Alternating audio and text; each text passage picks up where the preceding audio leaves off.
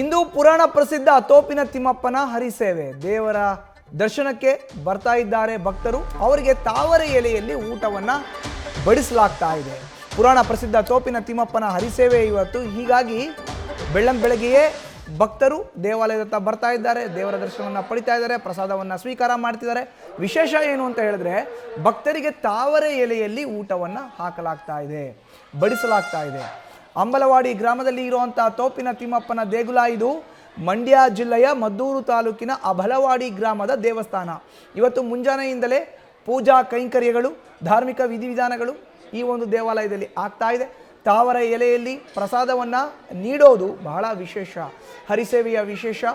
ಅನ್ನ ಕೊಪ್ಪರಿಗೆಯಲ್ಲಿ ಸಾಂಬಾರು ತಯಾರಿಸಿ ಅನ್ನ ಸಂತರ್ಪಣೆಯನ್ನು ಮಾಡಲಾಗ್ತಾ ಇದೆ.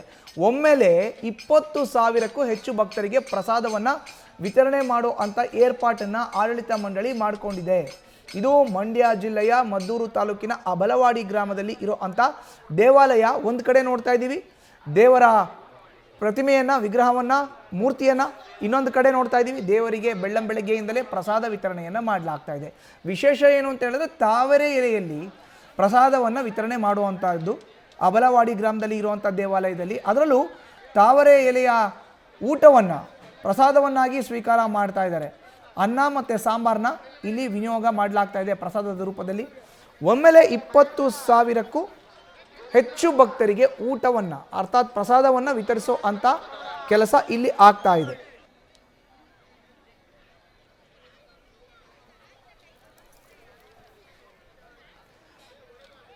ಇನ್ನು ಮತ್ತೊಂದು ವಿಶೇಷ ಏನು ಅಂತ ಹೇಳಿದ್ರೆ, ಈ ತಾವರೆ ಎಲೆಯಲ್ಲಿ ಊಟವನ್ನು ಮಾಡಿದ ಮೇಲೆ ಯಾರು ಊಟವನ್ನು ಸೇವಿಸಿರ್ತಾರೋ ಭಕ್ತರು, ಆ ತಾವರೆ ಎಲೆಯನ್ನು ಅಲ್ಲೇ ಬಿಟ್ಟು ಹೋಗ್ತಾರಂತೆ. ಅದು ಆದ ಬಳಿಕ ಅದೇ ತಾವರೆ ಎಲೆ ಅಲ್ಲಿ ಇರಲ್ವಂತೆ. ಈ ತಾವರೆ ಎಲೆ ಯಾರು ತೆಗೆಯೋದಿಲ್ಲ, ಆದರೆ ತಾವರೆ ಎಲೆ ಅಲ್ಲಿ ಇರೋದಿಲ್ಲ. ಅರ್ಥಾತ್ ಏನು, ಊಟ ಮಾಡಿದ ಎಲೆಯನ್ನು ಅಲ್ಲೇ ಬಿಟ್ಟರು ಕೂಡ ಅದನ್ನು ಆಟೋಮೆಟಿಕ್ಕಾಗಿ ಯಾರು ತೆಗಿತಾರೆ ಅಂತ ಗೊತ್ತಾಗಲ್ಲ, ಮಾಯ ಆಗುತ್ತೆ. ಸೊ ಇದು ವಿಶೇಷ ಅಲ್ಲಿದು. ಅಂದರೆ ಇದು ನಾನು ತುಂಬ ಚಿಕ್ಕ ಹುಡುಗಿಯಿಂದನೂ ನಾನು ಇಲ್ಲಿ ಬರ್ತಾ ಇದ್ದೀನಿ. ಆ್ಯಕ್ಚುಲಿ ಇಲ್ಲಿ ಏನು ವಿಶೇಷತೆ ಅಂದರೆ, ತಾವರೆ ಎಲೆಯಲ್ಲಿ ಊಟ ಕೊಡ್ತಾರೆ. ಇಲ್ಲಿ ಲಕ್ಷಗಟ್ಟಲೆ ಜನ ಬಂದು ಸೇರ್ತಾರೆ ಸರ್. ಇಲ್ಲಿ ಮಹಿಮೆ ಏನಂದರೆ, ಎಷ್ಟು ಅನ್ನ ಹಾಕ್ತಾರೋ ಅಷ್ಟು ತಿನ್ನಲೇಬೇಕು, ಯಾರು ಇಷ್ಟಿಷ್ಟು ಹಾಕಿ ಅಂತ ಹೇಳಲ್ಲ. ಸೊ ಇಲ್ಲಿ ಊಟನ ಚೆಲ್ಲಾಡಿ ಹಾಗೆ ಊಟ ಮಾಡೋದು ಪ್ರತಿ ವರ್ಷವೂ ಹೀಗೆ ನಡೆಯುತ್ತೆ. ದೇವರು ಆಶೀರ್ವಾದ ತುಂಬ ಬೇಗ ಒಲಿತಾನೆ, ಏನು ಬೇಡಿದ್ರು ತುಂಬ ಚೆನ್ನಾಗಿ ಆಗುತ್ತೆ. ಸೊ ಇಲ್ಲಿ ನಂಬಿಕೆಯಿಂದ ಬರ್ತೀವಿ ಸರ್.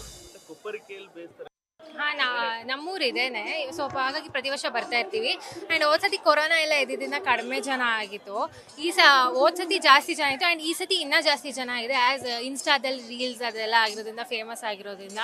ಆ್ಯಂಡ್ ಇದು ಹಾಗೆ ಇಲ್ಲಿನ ಸಂಪ್ರದಾಯನೂ ಕೂಡ ತಾವರೆ ಎಲೆ ಊಟ ಆಗಿರ್ಬೋದು, ಅದನ್ನು ಈಗಿನ ಕಾಲದಲ್ಲೂ ಇನ್ನೂ ಮುಂದುವರ್ಸ್ಕೊಂಡು, ಹಾಗೆ ಇನ್ನು ಬರೋ ಪೀಳಿಗೆ ಕೂಡ ಮುಂದುವರ್ಸ್ಕೊಂಡು ಹೋಗ್ಬೇಕು ಅಂತ ಹೇಳಿ.